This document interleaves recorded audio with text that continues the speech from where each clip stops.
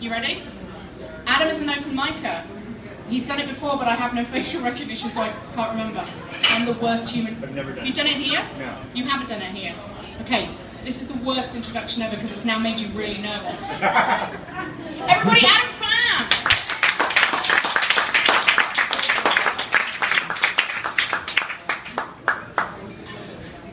I'm Adam. This is my first time.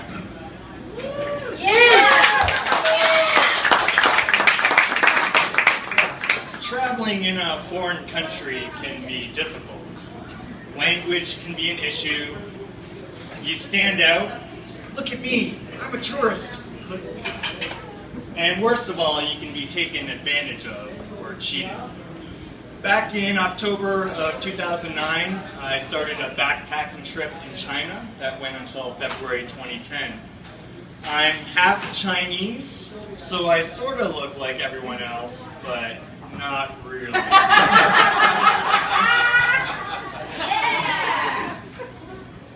I'm wearing my fluorescent green mountain equipment co-op rain shell, lugging a giant mech backpack, and holding my traveler's Bible in hand, the Lonely Planet Guide to China.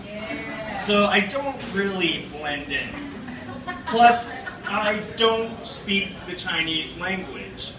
My Mandarin skills are pretty poor, but I can get by. 厕所在哪里? Where's the washer? 我要去火车站. I want to go to the train station. 这是辣不辣? Is it spicy or not spicy? In China, they call travelers 外国人, which literally translates to outside country person or foreigner. In December, I decided to travel to northwestern China. So I hopped on an overnight sleeper train and killed two birds with one stone. Get from point A to point B while sleeping in a nice bed. You don't have to spend another night in a hostel. 18 hours later, I arrived in Chongqing. The place is actually called Chongqing. Now, keep in mind, all of those inconsiderate people that like to make fun of Chinese. And what do they say? Cheng Chongqing. So maybe they weren't making fun and just referencing the northwestern megalopolis of 28 million people that live in Chongqing. Has anyone actually heard of Chongqing before? Or a couple of Chinese people?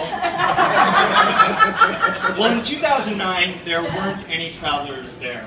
And I was the only traveler in the hostel that I stayed in. But I got into an argument with reception when I was checking in, because I was under the impression that I would be paying 20 yuan for a dorm room bed per night. So at the time, it was 6.85 yuan for the Canadian loonie. So 20 yuan was about $3 for a nice clean bed in a dorm room. But they wanted to charge me 25 yuan. I responded with, Tai Gui, which is too expensive. I got in a huff over 5 yuan. It was the principle. So through some negotiation, we compromised that I could pay 20 yuan for a dorm room bed, but the lockers would be in the hallway instead of the room. Fine. I go in, thinking that I'm the only person in the hostel, and there are two guys in the 4-person dorm room. They're Chinese national students studying at the university, staying long term. I could have had an entire dorm room to myself for 5 yuan. But just like these dudes, I refused to pay for it. Doing all the tourist stuff in Chongqing was nice. It's known around China as the city where women have the most beautiful skin. Chongqing is also known as one of the 3 furnaces in China because it's always 35 to 40 degrees Celsius there all the time. They also like really spicy food. And they say it's because when you eat spicy food, you start sweating and you cool off that way, which helps beats the heat, as if they weren't sweating in the first place. And I think that's my theory as to why women of Chongqing have the most beautiful skin. They're sweating all the time that their pores don't have time to clog. Chongqing is on the end of the Yangtze River, so I decided to head east and travel upriver. The Lonely Planet recommends taking a 3-day cruise on an old-timey paddle wheel boat where you have a stateroom and you stop at little tourist sites along the way. And the Yangtze River passes through the beautiful Three Gorges, which they've now dammed with the Three Gorges Dam. I didn't want to spend 3 days just traveling up the river, so I chose the high-speed hydrofoil boat. Yeah! Paid a little bit more, but I could do the whole length of the river in about 1 day, traveling from Chongqing to Wuhan. I arrived early in the morning to the ferry terminal, had to take a bus to get to the boat dock, so I got on the bus, sat in the back, and then we waited.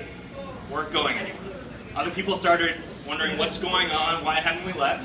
And then the bus driver said they were waiting for a Waigwaran. And the people around me start pointing at me and say, Waigwaran, Zaizili. The driver was expecting a white guy, so I slipped in under the rail. So we took off, got to the boat dock, got on the hydrofoil boat, and then we were zipping upriver on the Yangtze. We were going backwards, so we were going through the last of the Three Gorges, which is very beautiful. A gorge is like a valley in between mountains and hills, and the river was cutting through. But because of the dam, the water's now 100 feet higher, so it's slightly less impressive because you're closer to the top. And while we were going along, just passing the third gorge, going into the second one, is when all of a sudden, hear the sound. And then instead of hydroplaning on the water, we sink back down and we're floating. And then you hear the engine try to turn over a couple times and nothing. We're dead in the water, just drifting. Guess the engine died. So we're drifting for a little while, and then eventually another hydrofoil boat comes up alongside us, and then we all get off our boat and join the other hydrofoil boat. And since there's already people on the other boat, we just had to find any available seat, and the majority of us are standing or sitting in the aisle. And this is China, so who cares about transport safety regulations?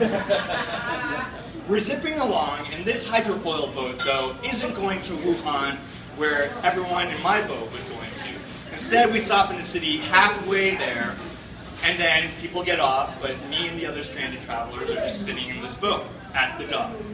1 hour passes by, 2 hours, 3 hours, it's now nighttime, it's dark. We should have been in Wuhan by this time.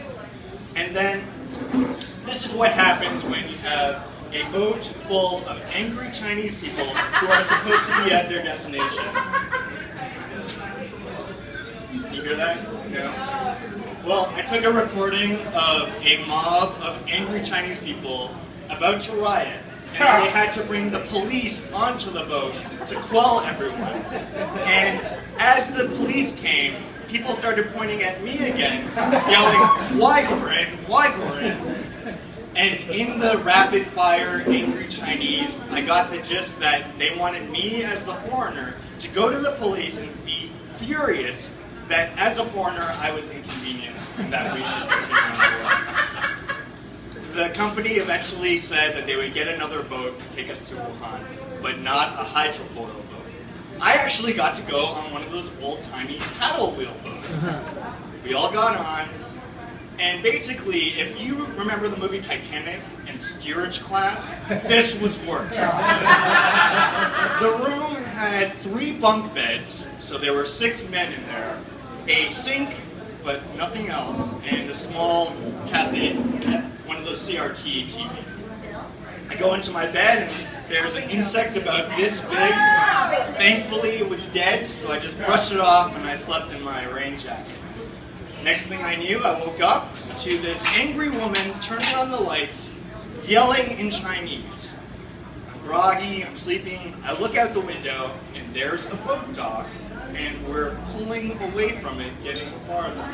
Turns out, in the early morning, we had arrived in Wuhan. The entire boat had disembarked, except for my room, and then we were actually leaving Wuhan. So they took us back to the dock, and we got there. I just want to conclude with one final anecdote of my trip on the Yangtze. Wuhan is just outside of the Three Gorges Dam, so I followed the Lonely Planet guide, got on a regional bus to go visit the dam. On the bus, I made sure to check with the driver. I pointed in the guide saying, I want to go there. He pulled out a photocopied picture of the Three Gorges Dam, pointed at it, and I said, yes, that's where I want to go, and he gave me the thumbs up. So we were on our way, driving on this winding road through the hills. After about 40 minutes of driving, we pull up to a gas station, seemingly in the middle of nowhere.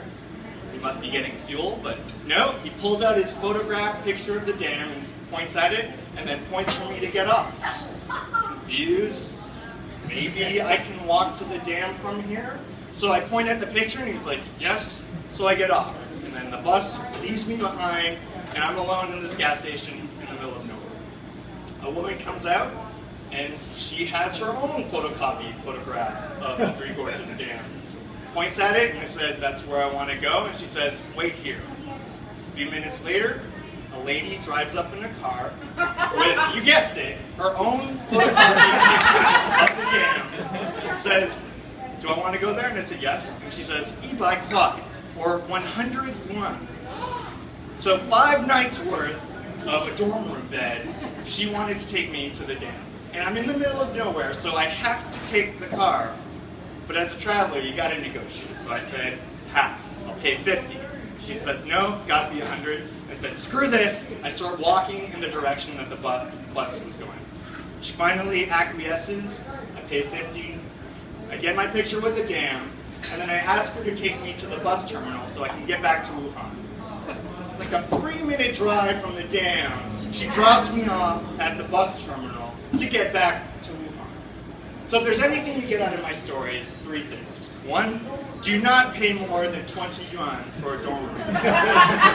Number 2, do not take the paddle wheel boats to tour the Yangtze, although the hydrofoil might not be that much better.